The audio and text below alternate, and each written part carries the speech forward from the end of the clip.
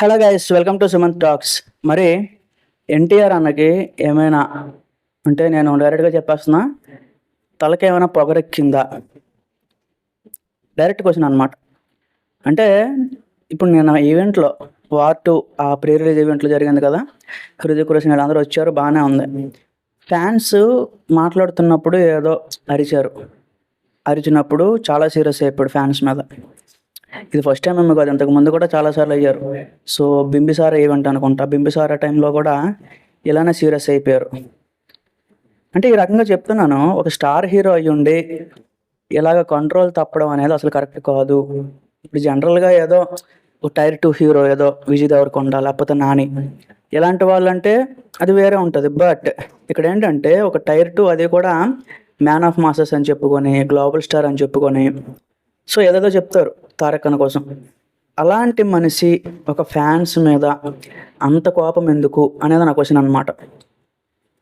మీరు కంపేర్ చేసుకోండి, సేమ్ అతనితో నటించిన చరణ్ గారు ఈ రోజుకి కూడా ఫ్యాన్స్ ఎంత అరిచినా లేకపోతే ఏమన్నా మీరు యూట్యూబ్లో కూడా ఎక్కడైనా కొట్టి చూడండి, చరణ్ అన్న ఫ్యాన్స్ మీద ఏ రోజు కూడా యాంగ్రీ అంటే కోపం అవ్వడం కానీ, యాటిట్యూడ్ చూపించడం కానీ ఇలాంటివి ఏమీ లేదు.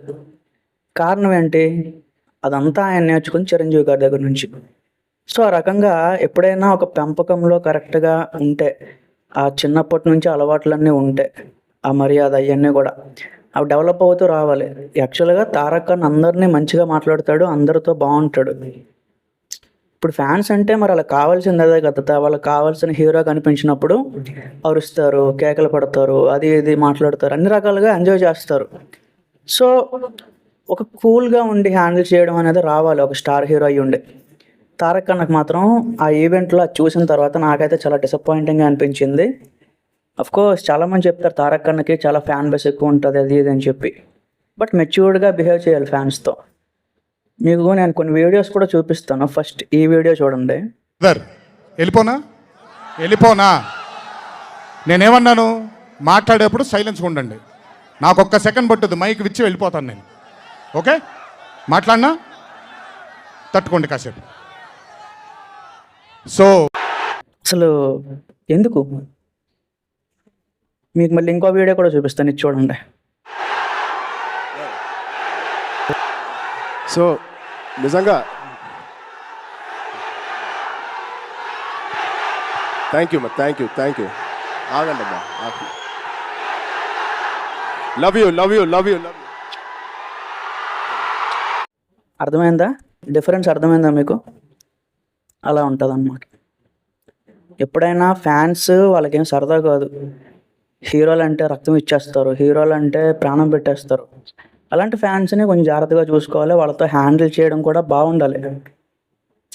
మెచ్యూరిటీ లేకుండా బిహేవ్ చేస్తే ఖచ్చితంగా తారక్ అన్నకి కాంట్రవర్సీస్ మళ్ళీ ఎదురయ్యే అవకాశం ఉంటుంది. సో ఇకనైనా తారక్ అన్న ఇలాంటివి రిపీట్ చేయకుండా ఉంటే మంచిది అని చెప్పి నా ఒపీనియను.